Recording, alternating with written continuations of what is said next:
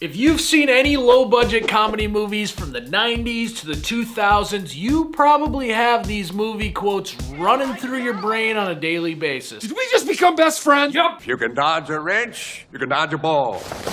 You scratch our backs, we'll scratch yours. Funny thing about my back is it's actually located on my... And if you're anything like me and someone starts talking about their wife, I am dying on the inside not to say, my wife. And unfortunately, you're probably starting to notice that all these movies came out 10 plus years ago. Seems like we've kind of gotten away from making these movies. And I don't know why, because they were low budget, relatable, and they shaped our humor. Dumb and Dumber is my favorite movie of all time. Yeah, we're in the Rockies. And if you don't believe me, hold on 1 second.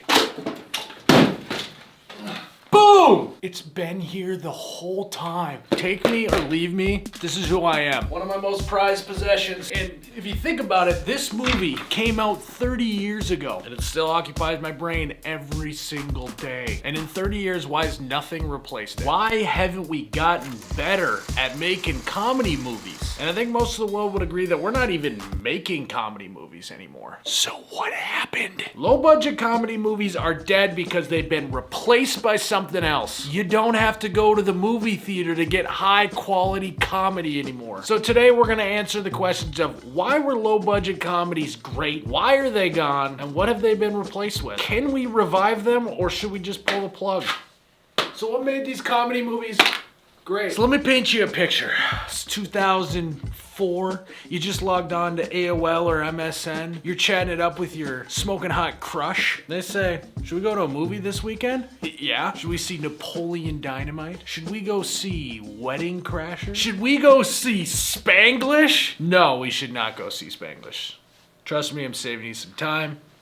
You don't need to watch Spanglish. Part of what made them great is that they were relatable. They were scenarios you could see yourself in. Who doesn't dream of going to a high school party and being the cool guy? Like Superbad. Everyone's got a crazy uncle like Uncle Buck. And even if the scenario wasn't relatable, the fantasy was relatable. Every guy has fantasized about being a professional wedding crasher, starting their own fraternity at 26 years old and not giving up the glory days. And on top of that, what beer league hockey player doesn't dream about hitting a drive 500 yards in the PGA? These movies all had great scripts. Everything you would want. They were punchy. Joke after joke after joke. There was always a side love story that had some humor in it. The conflict was always just Shooter McGavin, great villain. I mean, the script writing was so good and punchy, you had to watch the movie multiple times just to get all the jokes. Dumb and Dumber is the perfect example. I feel like even 30 years later, I'm still watching it and seeing new things that are funny. We're in a hole. We're just gonna have to dig ourselves out. I feel like there was this competition that wasn't really talked about between the actors and the script writers of like who can make the best comedy movie. Back then they weren't concerned about how they were gonna market it, ooh, the A-listers that they were gonna put in it, or making an action-packed comedy with a ton of CGI. None of that mattered back then. It was just about what's the concept, what's the script, how can we make this the funniest movie we could possibly do. Now, not so much. So let's try and figure out what killed the comedy movie. We are gathered here today to celebrate the life of low-budget comedy movies. We had a good run, especially Vince Vaughn in the early 2000s.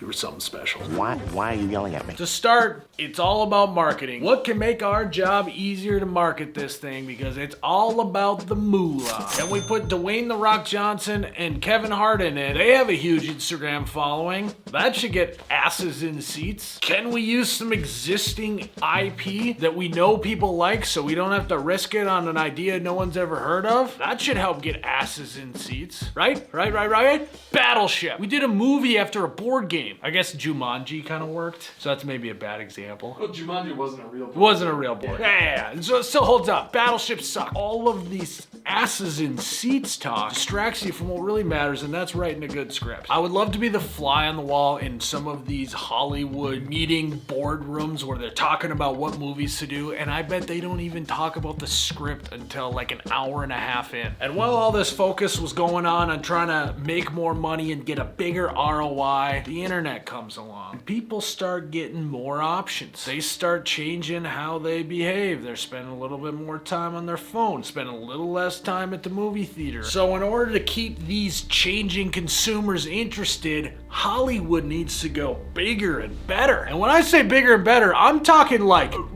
really big and not always better. Mostly the emphasis on the big budget, big action scenes, big movie stars, bigger. We need to go bigger. Let's do $500 million on one movie and let's make it Marvel. Honestly, I gotta applaud them. It did work. Marvel movies crushed. Thus, I think ruining the movie industry forever. If we spend $300 million on a movie and get billions of dollars in return, why would we be doing a movie that costs $20 million? That won't even cover a third of the next Marvel movie. And that was a turning point because Hollywood then developed a taste for caviar. And when you do that every single day, lose the taste for a home-cooked meal. So the world starts losing its appetite for a low-budget comedy, and then boom! COVID hits and puts the nail in the coffin. We couldn't even go to the movies, let alone go see a low-budget comedy. So instead of going to the movie theaters, what did we start doing? We spent all day at home scrolling on our phone, looking at TikTok. Low-budget comedy movies are dead because they've been replaced by low-budget comedy content. And when I say low-budget comedy content, I mean zero-budget comedy content. How is a movie studio supposed to compete with a $0 budget? TikTok is free, and I have it in my pocket with me at all times. Comedy content on the internet has taken all the things we loved about low-budget comedy movies and wrapped it all into a package that might even be a little bit better than low-budget comedies. Relatability, like I was talking earlier, comedy content is quite literally only about relatability. And no matter what your scenario is in life, you can find that comedy in your feed. Oh my God, bro. Oh, hell no. And all of this content has actually required us to raise the bar. When there's more competition, you gotta be better to break through. And I don't know if a low-budget comedy movie can hang with all of the content collectively being made on the internet. It just doesn't make sense anymore to go to a movie theater for 2 hours to get 10 laughs, when I could scroll on TikTok for 10 minutes and get 10 laughs. And even when you're not scrolling on TikTok or Instagram, you are, because your buddy's scrolling when you're not. He sends it to you. You then open it up and boom, you're back in it. Why would you go to a movie when you literally have someone hand-picking comedy, sending it to you every single day? You basically have your own, what are they called? A curator. It's a little comedy. You have your own personal curator of comedy content. You know how much money you'd have to pay for a curator? What's the average, Google what the average art curator makes. $72,000 to $84,000 a year. Imagine spending $72,000 a year on someone to curate your comedy content. You're getting that for free. Those dumb suckers in Hollywood. And I think Hollywood has kind of finally realized they can't compete with the internet.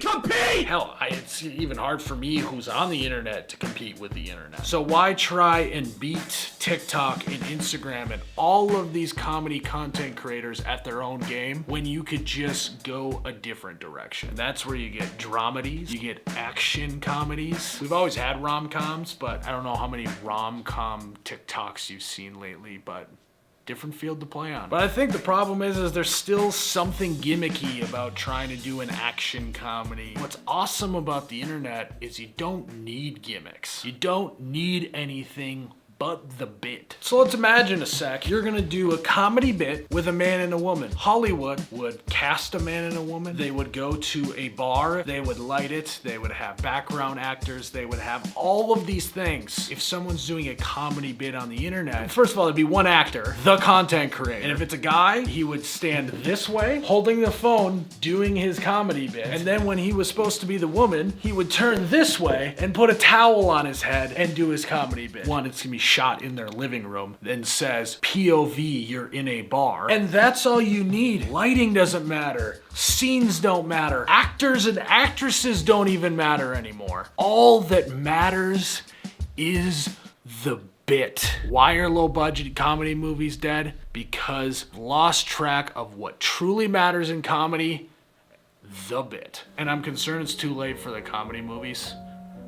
I think that the internet has almost so drastically changed what we think is funny and how we want it presented to us that I don't know if we can even revive comedy movies. I can't predict the future, so maybe there's one movie that nails it and it brings everyone back, but I'm kind of thinking that might be highly unlikely. And although I feel like we might not be able to revive the comedy movie, what I think we are replacing it with is stand-up comedy, and more specifically stand-up specials, because I think that stand-up specials are the best of both worlds. They move very quickly, all focused on the bit. It's relatable, but it's also long form. They're an hour long. You're gonna sit down and watch a comedy special for an hour. So that's where I'd be putting my money if I was in the movie studio business, is I'd be looking at stand-up specials. And I think you're seeing that with how many are getting released on all the different platforms. But even the jig on that might be up too, because you just watch all the stand-up clips on TikTok anyways. So I think the lesson is let's celebrate the comedy movies we do have, because I don't know if they're coming back. But also remember, the next time you want to complain that we don't have comedy movies anymore, let's realize how much free comedy we get every single day on our phones. It's probably better than any one comedy movie anyways, except Dumb and Dumber.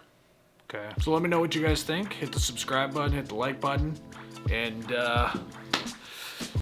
big gulps, eh? Well, see you later.